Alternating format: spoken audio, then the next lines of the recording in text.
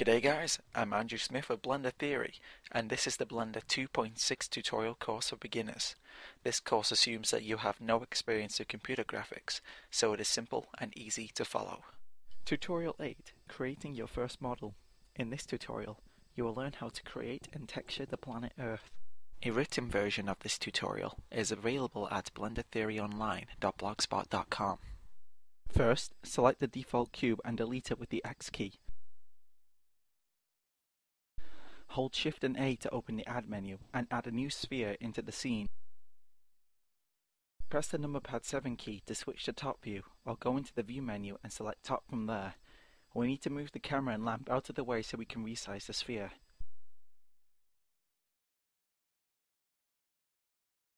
Press the S key to scale it. We now need to reposition the camera so the sphere can be seen in its field of view. This is so we can save the final result of our work as an image or video later.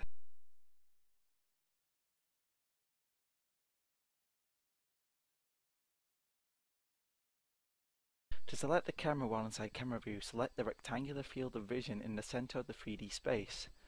Use the techniques you learned in the previous tutorials to rotate and move the camera into position.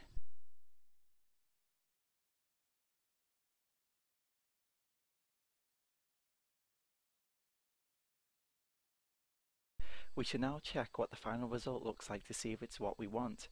Press the F12 key to render the scene. This is what we want, the spheres in the camera's field of view. There are two problems though. We need to change the background color to black to represent space, and we need to move the lamp so more of the Earth is illuminated. This will represent the daylight and nighttime half of the planet.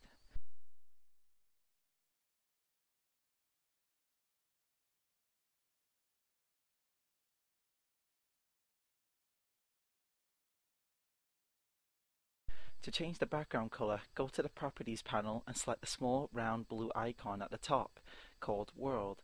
You can change the background color here. The preview box shows you the currently selected background color. You can change it using the World section under the preview box. Click on Horizon C to open an RGB editor. You can change the amount of red, green or blue in this editor to make different background colors. There are two ways to change it to black. The first is to change the RGB values to 0, or click and drag the slider on the right to the bottom.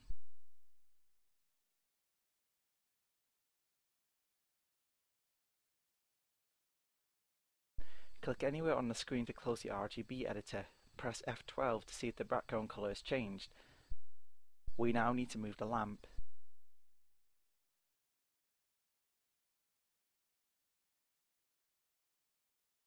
The Earth will consist of 3 spheres: the ground and oceans, the clouds, and an additional atmosphere to smooth things off.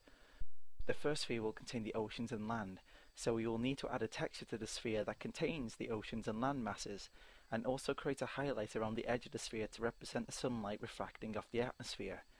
In the Properties panel, hover your mouse over the icons at the top, hold in the middle mouse button and move your mouse to the left to scroll along the icons.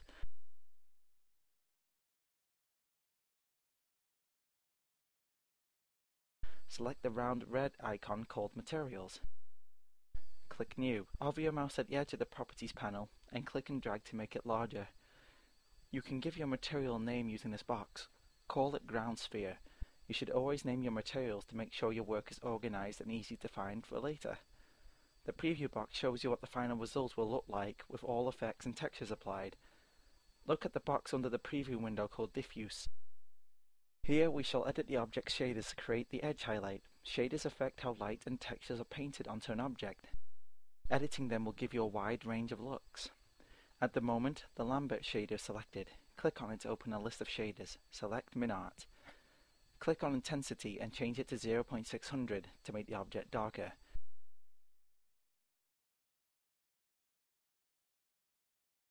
Change the dark value to 0.300. This makes the center of the object darker and the edge of the object brighter. This is the atmospheric effect we want. We now want the white highlight to blend into a blue color to represent Earth's atmosphere. To do this, we shall create a gradient effect using the color ramp.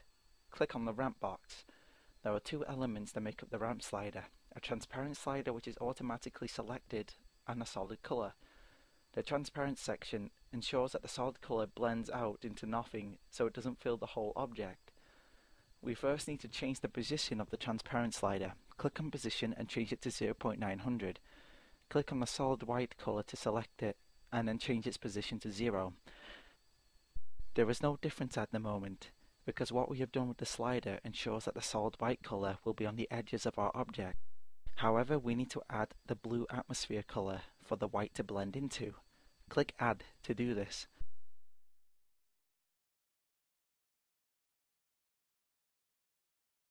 We need to change its color to blue. Here is the RGB picker. Click on it to open the editor. Change the red value to 0.197, blue to 0.330, and leave blue as 0.500.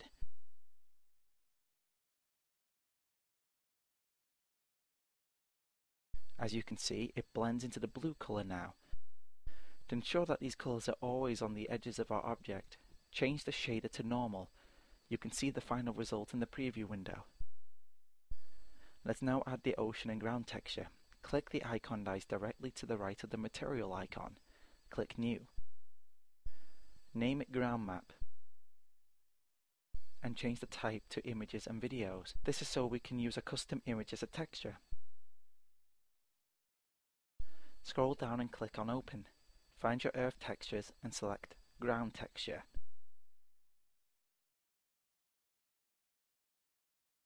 We now need to tell the texture that we are applying it to a sphere. This is so it can wrap around the object properly. Scroll to the Mapping subsection and click on Projection. Select Sphere from the list. The texture now knows that it's being applied to a sphere. Click in 3D Space and press F12 to see the final result so far. As you can see, the texture has been applied, and so has our atmosphere highlights. However, we can still see the squares, or polygons, that make up our sphere. To fix this, go to the Object Tools panel and click the Smooth button to remove the polygons.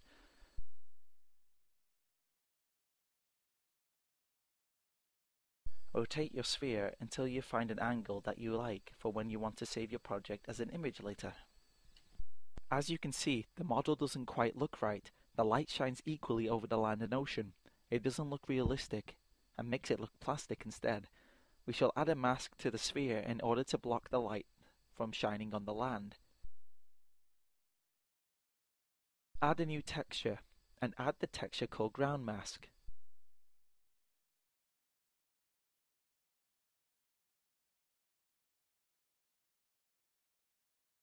Change the projection to sphere. You will notice that this texture is black and white. This is because the color will actually affect where the light will be able to shine on the object. White represents the area where light will be reflected. Black means that there will be no light. Scroll to the bottom of the texture panel. Since we want this texture to only affect the light and not how the object looks, unselect color in the diffuse section. Instead, in the specular section, activate intensity. This means that the map will only affect the light shining upon the object. We also need to click on RGB to intensity since the color of the object will tell the light where it can shine upon. The RGB selector under it affects what color the light will actually be. Change it to white by setting the RGB values to 1 and make sure that it is fully white by moving the slider to the top.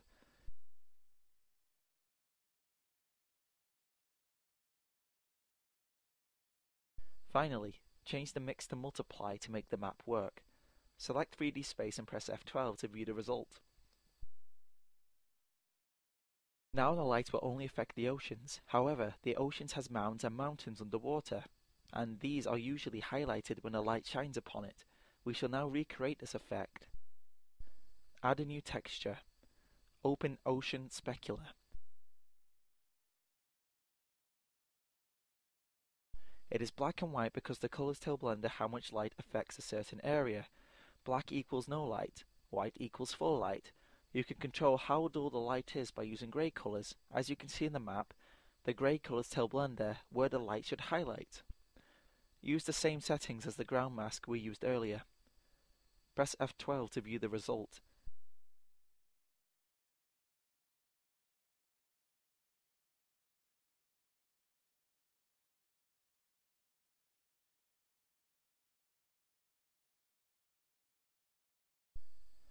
Now the hills and mountains under the sea will be highlighted by the light source. However, it looks quite dull at the moment, so we shall change some settings to make it look more interesting.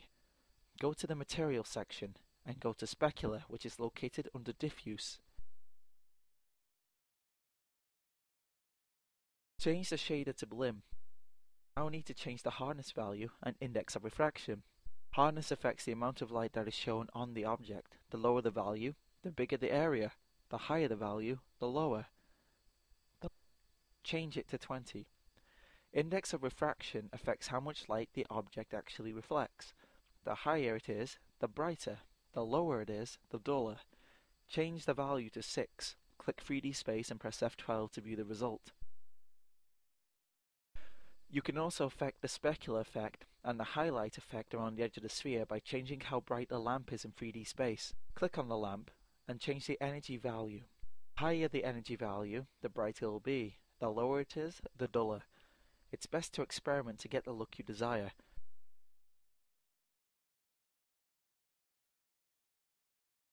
You don't want it to be too bright. I suggest changing the energy value to 3. Press F12 to view this result. As you can see, it's not too bright and not too dark. It makes the specular effect and the highlighting effect interesting to the eye. The final thing we need to do is add a bump map to the sphere to make the landmass look like it is a raised surface. Add a new texture and load bump map. Change the projection to sphere as well. The bump map is black and white because the black and white colors tell Blender which areas are raised on our object.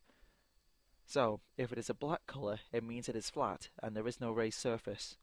If it is grey, or even white, that tells Blender that those areas are raised. The brighter the color, the more raised that surface is. We only want it to affect the surface of the object to create the illusion that it looks raised, so unselect color. Go to the Geometry section instead. Click Normal. The higher the normal value, the more raised the surface will look. The lower, the less raised. You don't want to make the value too high, otherwise it will look too unrealistic. For example,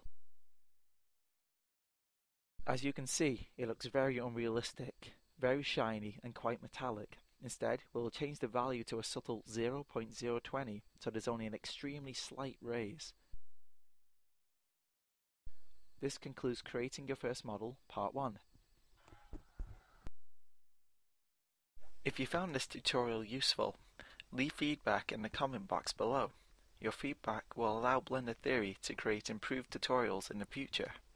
For more digital graphics tutorials and information articles, please visit BlenderTheoryOnline.blogspot.com or subscribe to BlenderTheory's YouTube channel to stay up to date with the latest videos.